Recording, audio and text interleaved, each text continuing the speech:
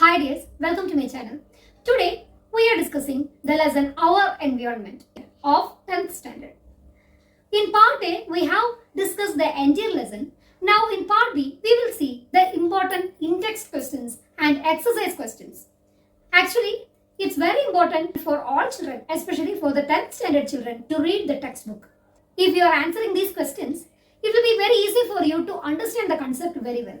In page number 212, two questions has been asked, and the first question is, what are trophic levels? And give example of the food chain and state the different trophic levels. What are trophic levels? We know in the food chain, the energy and food has been transferred from one stage to another stage. The transfer of food and energy takes place within each level in the food chain is what ma? This is the trophic level. So the trophic levels starts from producers, then goes to consumers, first level, that is herbivore, then to carnivore, again to carnivore, like that it will move. If we are seeing an example, if we are seeing this food chain, we can see grass is in the base and grass is the producer and it is in the first trophic level. Then comes the grasshopper. It is the herbivore and it is eating only grass and it comes under the second trophic level. And frog in the third and snake in the fourth. Thus, we will be able to understand in which part the organism is. Now, we can say the trophic level is the hierarchical step in the food chain which represents the position of organism which obtain energy by consuming the other organism. Now, if we are considering the grasshopper, it is obtaining energy by eating grass and it is in the second trophic level. Like that, we will get an idea. So, this is what ma? This is the trophic level. Okay. Second question is this. What are the role of decomposers in the ecosystem? Decomposers play a vital role in the ecosystem, isn't it? Decomposers are the organisms which feed on dead remains of plants and animals. With the help of the enzymes, they are able to convert the complex organic substances into the simple ones, isn't it? Is there any role for them? Yes. They helps to recycle the nutrients into the ecosystem. Secondly, we can say they clean the surroundings by decomposing the dead remains. Okay, these are the roles of decomposers. And in page number 214, one question is there. Why are some substances called biodegradable and some called non-biodegradable? Why are some substances called biodegradable? The substances which can be decomposed by the action of microorganisms like bacteria and fungi are called what ma? Biodegradable substances. With the help of special enzymes, these microorganisms are capable of decomposing them into simple harmless substances. Example, we can say some vegetable waste, then cow dung, like that. And secondly, what are non-biodegradable substances? The substances which cannot be degraded, which cannot be decomposed by the action of microorganisms are called what ma? Non-biodegradable substances. And they cause harm to the environment as such. Okay. Can you name some examples? Plastic substances, PVC, synthetic materials, like that can be gone for the examples. In page number 214, one question is arising. Give two ways in which biodegradable substances are affecting the environment. Till this extent, we have said that biodegradable substances are able to be decomposed by the action of microorganisms. If the biodegradable substances are accumulating a lot, it will cause pollution. So, these wastes act as the breeding ground for the various insects, to say mosquitoes, flies, etc. So various kinds of diseases like malaria, dengue will be caused to the humans as well as other animals. Secondly, while the microorganisms are decomposing these biodegradable substances, some foul smell will be arising. That means some unwanted gases will be released to the atmosphere. So it causes air pollution. So these are the two main defects. The next question is, give two ways in which non-biodegradable substances affect the environment.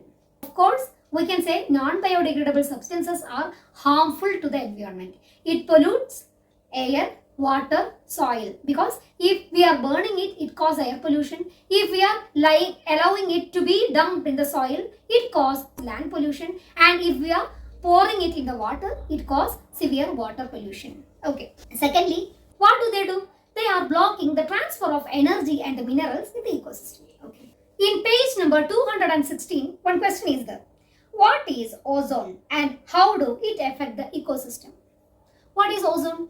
When three atoms of oxygen combine together, it forms ozone. And if it is present in stratosphere, it will act as a protective layer for our environment.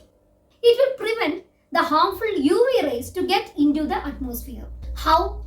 When UV rays acts on the ozone layer, it absorbs the energy of it and gets splitted into oxygen molecules. By this way, it will protect the environment. But if the same ozone molecule is getting entered into the environment, that is in the atmosphere, it causes severe damage to humans as well as animals. Because it will be highly toxic and cause irritation to the eye, or it will cause damage to the respiratory organs, and also it may cause internal injuries to humans as well as animals. If it is in the stratosphere, it gives a protective layer, while if it enters into the atmosphere, it causes damage. Okay. And the last question is, how can you help in reducing the problem of waste disposal? Suggest two methods. How can you help in waste management? The first thing is, non-biodegradable substances should be avoided to a maximum extent. If we are using the non-biodegradable substances, we have to do 3 R's.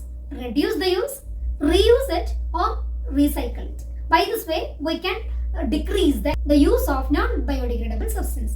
And secondly, if we are having biodegradable waste as well as non-biodegradable waste, we have to part them as dry waste and wet waste. If we are having the wet waste, it can be easily decomposed. And if we are having the non-biodegradable substances, it has to be handled so that they will recycle it. Like that, we have to part the substances as biodegradable waste and non-biodegradable waste. By this way, we can minimize the problem of waste disposal. Now, we are discussing the exercise problems in this lesson. After fill-ups, there comes the questions. The question is, what will happen if we kill all the organisms in one trophic level?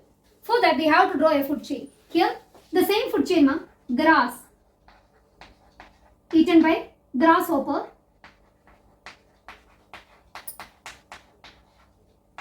eaten by frog, eaten by snake. They are asking the question as, what will happen if one of the organism has been removed from the food chain? So what happens? Will it affect the trophic levels? Yes. For example, if we are removing frog from the food chain, what happens? If we are killing all the frogs and if there is no frog at all, so what happens? It will adversely affect the food chain because grasshopper's amount will be increased because there is no one to eat this grasshopper. And moreover, the amount of snake will be decreased. It's because there is nothing for the snake to eat. So the snake is not able to survive while the grasshopper is will be much more, and it will adversely affect the grass also. The grasshopper will be accumulated and this grasshopper starts to eat all the grass. So it will adversely affect the food chain and food web, and even ecosystem will be imbalanced because of the removal of any kind of organism from the trophic level. Okay. The next question is, will the impact of removing all the organisms in the trophic level be different for different trophic levels? Can the organism in any trophic level be removed without causing any damage to the ecosystem? Now they are asking, is there the same impact will be caused if we are removing the grass and frog? What happens if the grass is removed? If we are removing the grass from the trophic level, the life of grasshopper will be a question mark. If grasshopper is not there, frog also will not be able to live and the snake also will not be able to live. Is the same impact will be caused if we are removing the frog? No. If we are removing the frog, the amount of grasshopper will be increased, isn't it? And the life of snake will be a question, isn't it? So the impact is different if we are removing the organisms from the different trophic levels. Now the question is, can you remove a kind of organism without causing damage to the ecosystem? Absolutely not. If we know if the grass is removed, all these organisms will not be able to survive. And instead, if we are removing the grasshopper, then what happens? The frog and the snake will not be able to survive and the grass will be much more. And frog, we know, the snake life will be a question mark and the grasshopper will be much more. And if we are removing the snake, that is, the organism which is in the higher trophic level, will it cause any damage? Yes, of course. If the snake is removed, the frog will be much more accumulated. If the frogs are much more, the life of grasshopper will be in stake and the grass will be much more. So if we are removing any of these organisms fully, it will affect the ecosystem a lot. Like that, with the help of example, you can write and it will be much more easy. The next question is, what is biological magnification? Will the level of the magnification be different at different levels of ecosystem? What is biological magnification? It is the increasing in the amount of toxic chemicals in the successive trophic levels is called what? Biological magnification. For example, we have to write the food chain. If the toxicity has been reached in water, it will affect the growth of organisms in it. Algae, for example, algae eaten by insects, eaten by fish, eaten by humans. If we are considering this food chain, if the toxicity of the chemicals has been entered into the body of algae in the amount of 1, much more algae will be eaten by the insects. So it will be 10 to say. Much more insects will be eaten by the fish. So it will be as 100 and much more fishes will be eaten by humans, and for humans it will be the amount of toxicity will be 1000.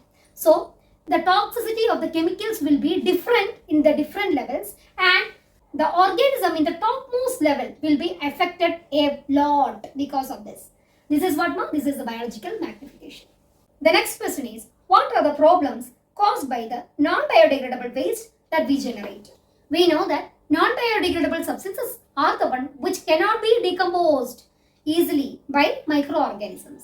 So, if we are generating more and more non-biodegradable substances, it will be accumulating in land, water and in air, causes land pollution, water pollution and air pollution. And secondly, we can say it will block the transfer of energy and minerals in the ecosystem. So these are the important defects which are caused by non-biodegradable substances when accumulated. The next question is a little funny. The question is, if we are generating all as biodegradable substances, will it cause damage to the ecosystem? Will it cause damage? Actually, biodegradable substances are the one which can be decomposed by the action of microorganisms, because they are having enzymes in it, and with the help of enzymes, they will be able to decompose the biodegradable substances and they make the environment clean. But if the biodegradable substances are accumulating in a large extent, the decomposition will take time. So what happens? These biodegradable substances will be act as the breeding ground for the various insects, to say mosquitoes, flies, etc. So what happens? Various kinds of diseases like malaria, dengue will be caused to the organisms, including humans. And secondly, we can say if these substances are getting decomposed, foul smell will be arising. That means unwanted gases will be released to the atmosphere. So it causes air pollution also. So if we are accumulating a lot of biodegradable substances also, it will cause damage to the environment. The last question is, why is damage to the ozone layer can cause for concern? What are the steps being taken to limit this damage? We know that ozone layer is the one which is present in the stratosphere, which protects our environment from harmful UV radiations. The UV radiations when reaches the earth will cause skin cancer, cataract and various diseases to animals, humans as well as plants. So this ozone layer is the one which protects us from this UV rays. What happens now? Because of the presence of various chemicals which we are releasing to the atmosphere, ozone layer is getting thinned. The layer is getting thinner and thinner, especially with the release of the chemical called chlorofluorocarbon. For production of refrigerators, this chlorofluorocarbon is essential, and if it is entered into the air, it will deplete the ozone layer to a large extent. Now, UNEP in 1987 have taken the decision to freeze the production of CFC. From 1987, CFC production has been freezed. So this is the major step which has been taken for protecting the ozone layer. By this, I am concluding the class. We will see in the next class with a new topic.